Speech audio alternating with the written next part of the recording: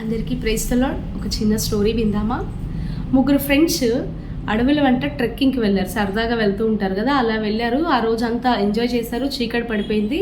ఇంకా ఆ రాత్రి అక్కడే గడిపి మార్నింగ్ లేచి వెళ్దాంలే అన్నట్టు పడుకోవడానికి సేఫెస్ట్ ప్లేస్ చూసుకుంటూ ఉండే క్రమంలో వాళ్ళకు ఒక స్వరం వినిపిస్తుంది. ఏంటి ఆ స్వరము? ఇక్కడ కొన్ని రాళ్ళు ఉన్నాయి, అవి వాటిని సమకూర్చుకోండి అనేసి ఒక స్వరం వినిపిస్తుంటే వాళ్ళల్లో ఒక ఫ్రెండ్ మాత్రం అరే నాకు ఒక స్వరం వినిపిస్తుంది అంటే, ఇక్కడ చాలా స్వరాలు వినిపిస్తూ ఉంటాయి అడవుల్లో, అవన్నీ పట్టించుకోకూడదు, మనం వచ్చి పడుకో అనేసి నెగ్లెక్ట్ చేస్తారు. కానీ ఆ ఒక్కడు మాత్రం లేదు, ఆ స్వరము వినిపిస్తుంది అనేసి తన చీకట్లో తనకి ఏమేమి కనిపిస్తున్నాయి, కాళ్ళకు తగులుతున్న రాళ్ళన్నింటినీ తీసి తన బ్యాగ్లో సమకూర్చుకుంటాడు.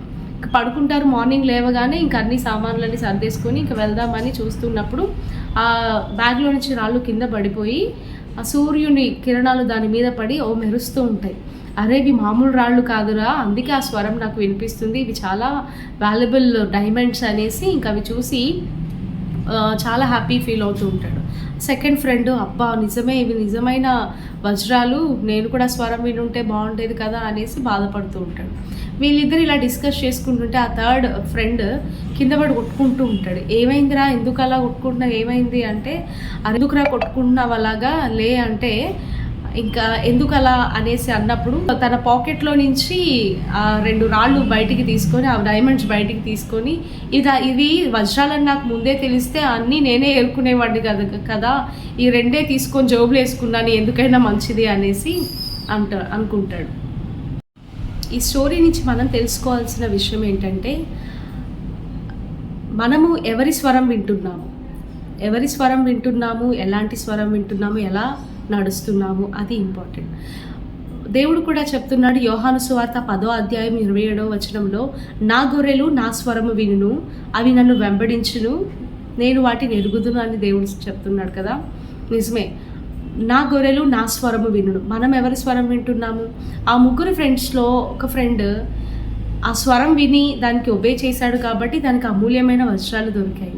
ఆ ఇద్దరు పెడచెవిని పెట్టారు కాబట్టి వాళ్ళకి అమూల్యమైన బహుమానం దొరకలేదు. మనం కూడా కొన్నిసార్లు కొన్ని స్వరాలకు టెంప్ట్ అవుతూ ఉంటాం. వాటిలో అది దేవుడి స్వరం ఏది, సాతాను స్వరం ఏది, మనుషుల స్వరమా అనే ఒక డిఫరెన్స్ మనకు తెలిసి ఉండాలి. ఎలా తెలుస్తుంది? అది దేవుని స్వరం అయితే దాంట్లో మనకి నెమ్మది కలుగుతుంది. ఆ స్వరంలో దాని గురించి మనం ప్రార్థన చేసినప్పుడు మనకి నెమ్మది అనిపిస్తుంది, తెలిసిపోతుంది అనమాట.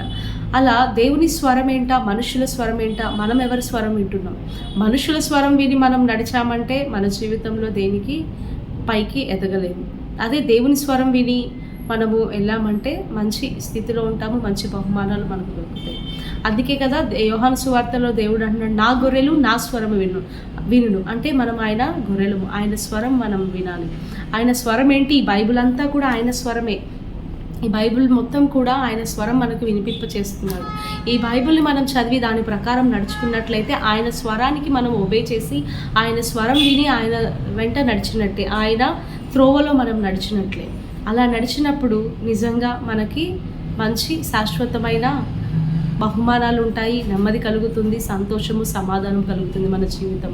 మనుషుల్ని రాజుల్ని మనం నమ్ముకోకూడదు, కానీ దేవుని నమ్ముకుంటే, ఆయన స్వరం వింటే, ఆయన వాక్యాన్ని మనం చదివి దాన్ని బట్టి నడుచుకున్నట్లయితే మంచి త్రోవలో మనం వెళ్తాము. మనం ఎలాంటి త్రోవల్లో వెళ్తున్నాము? ఈ ఉదయకాల సమయంలో మనల్ని మనం పరీక్షించుకుందాం. మనం ఎవరి స్వరం వింటున్నాము? దేవుని స్వరం విని నడుస్తున్నామా, మనుషుల స్వరం విని నడుస్తున్నామా, ఇంకా సాతాను స్వరం విని ఇది మంచి మార్గమే అనేసి వెళ్ళిపోతున్నామా? లేదు. ఒక్కసారి మనం ఆలోచించి ప్రార్థన చేసుకున్నట్లయితే ఇది దేవుని స్వరమా, ఇది మంచి పనా కాదా అనే తెలుస్తుంది మనకి. కాబట్టి ఈ బైబిల్ స్వరం ఇవన్నీ కూడా దేవుడు మనతో మాట్లాడిన మాటలే. కాబట్టి మనము ఆయన స్వరం వినాలి. ఆయన స్వరం ఎప్పుడు వినగలమంటే దాని గురించి మనం ఏదైనా ఒక విషయం గురించి గట్టిగా ప్రార్థిస్తూ అలా ఉన్నప్పుడు, లేదా వాక్యం చదువుతున్నప్పుడు ఆయన మెల్లని తీయని స్వరము మనకు వినిపిస్తుంది. నీ ముఖము మనోహరము, నీ స్వరము మాధుర్యము, నీ పాదాలు అపరంజిమయము.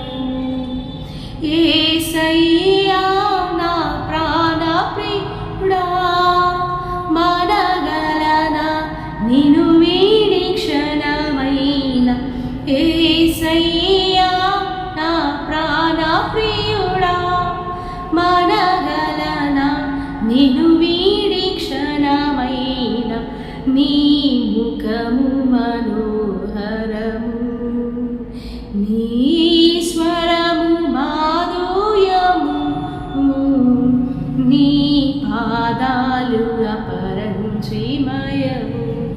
నిజమే, ఆయన స్వరము మాధుర్యం. ఆయన తీయని మెల్లని స్వరము మనకు వినపడుతున్నప్పుడు మనకు నెమ్మది కలుగుతుంది, సంతోషం, సమాధానము, మన హృదయాలకు ఆనందము కదా. ఆయన స్వరాన్ని మనం వింటున్నామా? యుద్ధకాల సమయంలో వింటున్నామా? ఎవరి స్వరం వింటున్నాము? ఆయన స్వరం విందాము. ఈ దినమంతా కూడా ఆయన స్వరం విందాము. అంటే వాక్యం చదువుదాము, ప్రార్థన చేస్తూ ఆయన మౌనంగా ఉండి మనము ఆరాధిస్తున్నప్పుడు ఆయన స్వరం మనకు వినిపిస్తుంది. మౌనంగా ఉండి మనము ఆయనను ఆరాధిస్తున్నప్పుడు ఆయన మెల్లని తీయని స్వరము మనకు వినిపిస్తుంది. కాబట్టి ఆయన నా గొర్రెలు నా స్వరము వినున్నాడు. ఆయన మనల్ని కంప్లీట్గా ఓన్ చేసుకున్నాడు కాబట్టి నా గొర్రెలు నా స్వరము వినును ఆయన చెప్తున్నాడు. నిజమే, మనం ఆయన గొర్రెలు, ఆయన స్వరము విని ఆయనను వెంబడించే గొర్రెలు. ఆయనను వెంబడిస్తే నిత్య రాజ్యంలోనికి మనం వెళ్తాము, శాశ్వత రాజ్యంలోనికి మనం వెళ్తాము కదా. ఎందుకు ఎవరూ చేయలేని త్యాగాన్ని ఆయన మన కొరకు చేశాడు కదా. ఆయన స్వరం విందామా? ఉదయకాల సమయంలో ఆయన స్వరాన్ని విని ఆయనను వెంబడిద్దామా? చిన్న ప్రార్థన చేసుకుందాము. మహోన్నతుడ, మహాగణుడ, సర్వశక్తిమంతుడ, సర్వలోకాధికారి, సర్వాంతర్యామి, సర్వం వెలిగిన వాడవయ్యా, అద్భుతకరుడు, ఆశ్చర్యకరుడు, గొప్ప దేవుడవయ్యా, స్థితులయ స్తోత్రం రాజా. ప్రభా, గత దినమంతా కాచి కాపాడి మరొక నూతన దినం ప్రవేశపెట్టారయ్యా, అందుకు బట్టి వందనాలు. ఈ దినమంతా కూడా నెమ్మదిని, శాంతి, సమాధానాన్ని అనుగ్రహించి మీ కృపలేనిదే మేము బ్రతుకులేము దేవా. నీ సన్నిధి కాంతి మా మీద ఉంచండి అయ్యా. ప్రభా, నా గొర్రెలు, యోహాను సువార్త 10:27లో మీరు చెప్తున్నారయ్యా, నా గొర్రెలు నా స్వరము వినును, నేను వాటిని ఎరుగుదును, అవి నన్ను వెంబడించున్నాను. నిజమే దేవా, నీ స్వరము వినే భాగ్యమును మాకు అనుగ్రహించండి. నీ మెల్లనైన తీయనైన స్వరమును మాకు వినిపింపచేయండి అయ్యా. మనుషుల స్వరాలను మేము వినకూడదయ్యా, సాతాను స్వరాన్ని విని మేము టెంప్ట్ అవ్వకూడదయ్యా. ప్రభా, అవ్వ సాతాను స్వరాన్ని విని ప్రభా ఏసా ఆజ్ఞను అతిక్రమించి పాపం చేసిందయ్యా.